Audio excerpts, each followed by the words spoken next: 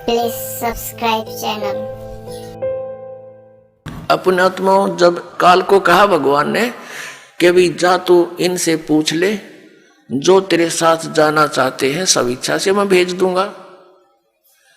ये सृष्टि रचना सुना रहे परमात्मा दास, सिर्फ एक सिंपल सी सुना रहा। आज का जो विषय है कि ये मजहब क्यों बन गए और ये नकली पंथ क्यों चल गए, ये पहले ना चले, इस विषय को, इस कंसेप्ट को क्लियर करने के लिए अभी तो भूमिका बनाई जा रही है।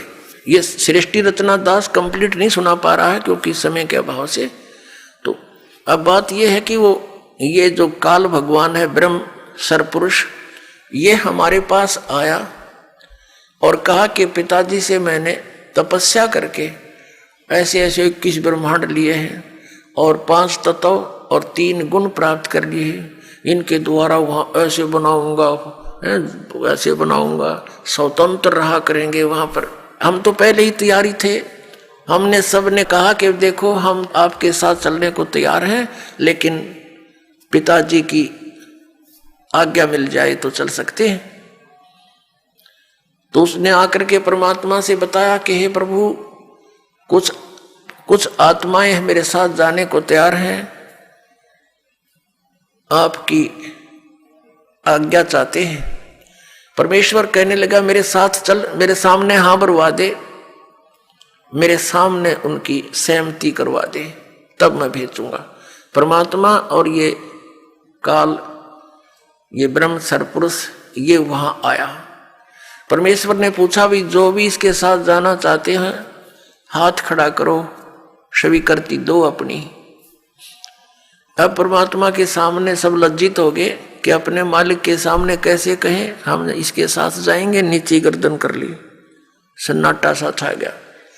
तो परमेश्वर ने कहा कि देख भाई, तू तो कह रहा था तेरे साथ कुछ जाने को तैयार है, कोई बोल नहीं रहा, क्या तू झूठ बोल रहा था? तो उसी समय एक आत्मा खड़ी हुई और उसने खड़ा होकर कहा कि पिताजी मैं जाना चाहता हूं इसके साथ। अब उसके खड़ा होते फिर हमने सोचा कहीं ये अकेला लूट ले सारा कुछ, हम रह गए पीछे। तो हमने भी दोनों हाथ खड़े कर दिए, हम भी।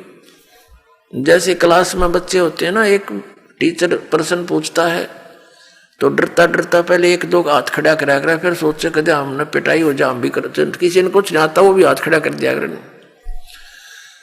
तो ऐसी दशा होगी हमारी।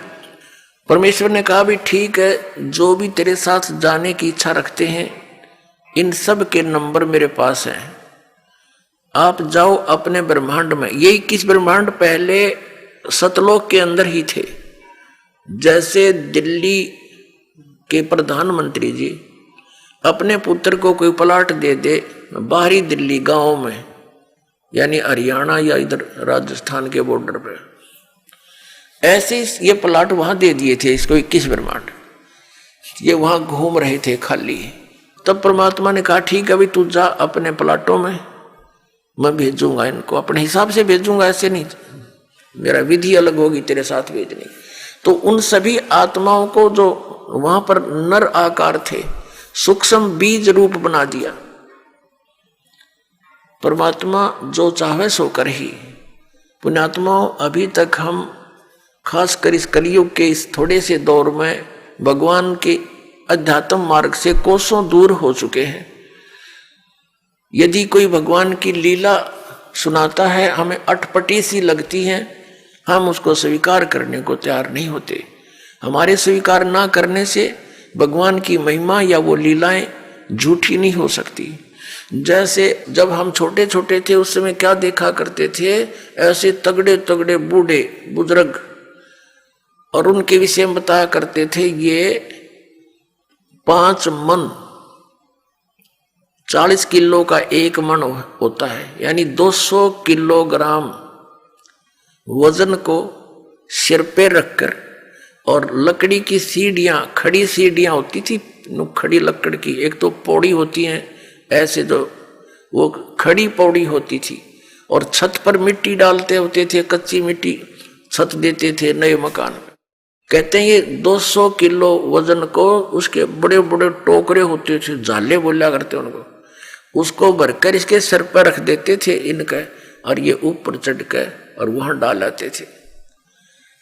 अब ये बात और 100 साल के बाद अगर कोई कहेगा ना, उसने मूर्ख बताया करेंगे, हम आंखों देख रखे। क्योंकि और 100 साल में तो देख लो, इब कोई 10-50 किलो वजन ठानी आदमी नहीं रह रहा, और आने वाले 100 साल में तो इतनी प्योद रह जाएगी, और 10-12 किलो ठानिया व्यक्ति नहीं पाओगा। ऐसी स्थिति आ जाएगी इस प्राणी की। इतना घट गया हमारे सतर प्रदूषण के कारण शरीर की शक्ति लॉस होती जा रही है।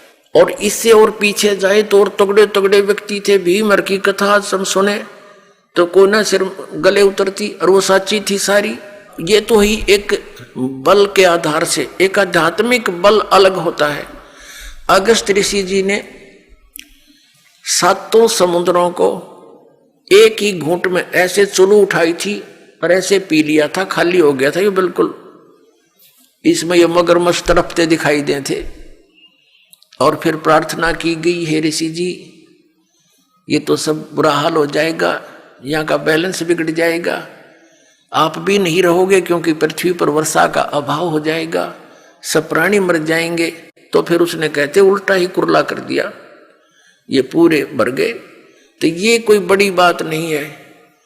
और आप इस पे भी नहीं विश्वास कर पाओगे तो अध्यात्म मार्ग में नहीं चल सकते। इन कलियुगी ऋषि, नकली गुरुओं ने, महर्षियों ने जो हमें भगवान की इन कथाओं से दूर कर दिया कि ये झूठी है, ऐसा नहीं हो सकता, द्रौपदी की साड़ी नहीं बढ़ सकती, ये इस तरह की बकवाद गढ़ दी। जबकि ये सारी सच्चाई है। परमात्मा जो चाहे वैसा कर दे, उसके एक वचन में सारे ब्रह्मांड उत्पन्न हो गए, तो वो क्या नहीं कर सकता। तो अध्यात्म मार्ग में पुण्यात्माओं अविश्वास नहीं चलता। और पहले हमारे पूर्वजों को अविश्वास नहीं था, और उस अविश्वास का और ब्लाइंड फेथ था उनका भगवान में और उन गुरुओं में। तो उन्होंने दुरुपयोग किया नकली ऋषि, महर्षि, गुरुओं ने, ये वर्तमान के कलयुग क्या ने, कि उनके ब्लाइंड फेथ को कि जो गुरुजी बोल रहे हैं वो सारी सच्ची होती हैं, हमने ब्लाइंड फेथ किया। और जो मार्ग उन्होंने बता दिया हमने ये सोचकर ग्रहण किया कि ये हमारे सदग्रंथों से ही पढ़कर सुनकर वहीं से इन्होंने ज्ञान दिया। तो इन्होंने सब मिसगाइड कर दिया, वो सब दंत कथा सुना दी। और भक्ति विधि शास्त्र अनुकूल ना रहने से हमें प्रभु परमात्मा से मिलने वाली सहायता बंद होगी। तो अब हम ये सोचते हैं कि ऐसा कभी हो ही नहीं रहा, हम सब कुछ कर रहे हैं। अब आप इस मार्ग पर लगोगे, जो दास आपको मंत्र देगा, आप सत भक्ति करोगे सच्ची नियत, फिर देखना आपके क्यों होगा। फिर आपको विश्वास होने लग जाएगा कि परमात्मा सब कुछ कर सकता है। आपको देखो जैसी आपकी श्रद्धा और भक्ति बढ़ती चली जाएगी, उतना ही मालिक आपके निकट आओगा। और परमात्मा की पावर से तो कुछ भी हो सकता है। अब जैसे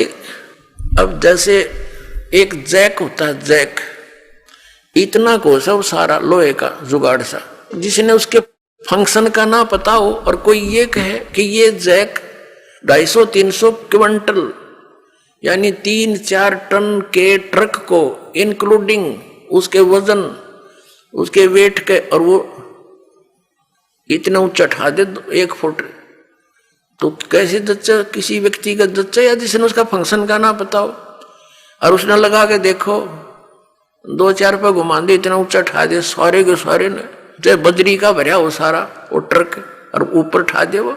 तो ऐसे परमात्मा की वो वर्ड पावर है, यानी उसकी शब्द शक्ति है।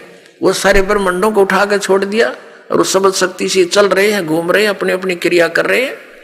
वो जैक है परमात्मा का, ये समझो। तो इस मार्ग में आप जी को अब पुनः ब्लाइंड फेथ करना पड़ेगा। लेकिन ब्लाइंड फेथ करने से पहले आपने इस मार्ग को, जैसे दूध का जला हुआ फूंक मारता है लस्सी को, ऐसे ग्रहण करना। आंखें बंद करके ग्रहण नहीं करना, लेकिन इसको ग्रहण करके फिर आंखें बंद कर लेना। कहने का भाव यह है कि फिर अग्रम अग्रम ना करना, यू नाम लेने पीछे। इस दीक्षा लेने से पहले आप खूब ट्राई करो और खूब परीक्षण करो, सब जो दास बताता उसका प्रमाण देखो, और फिर आंखें बंद करके उपदेश ले लो और फिर आंखें ही बंद रखना, यानी ब्लाइंड फेथ करना, पूर्ण विश्वास करना दास के एक एक शब्द पर, फिर आपकी भक्ति चलेगी। अब तो आप आते हो दूध के जले हुए और फिर यहां फूंक मारते हो लस्सी को भी, कोई बात नहीं, कुछ दिन के अंदर आपको अपने आप डिफरेंशिएट का पता लग जाएगा और खूब ट्राई करो पहले, फिर बाद में अगन बगन करोगे तो भगवान का लाभ मिलना बंद हो जाएगा। दीक्षा लेने के बाद यदि आप दास के वचनों में अविश्वास करते हो, आपका नाम नहीं रहेगा। कह कबीर सुनो भी साधो, मैं तो हूं विश्वास में।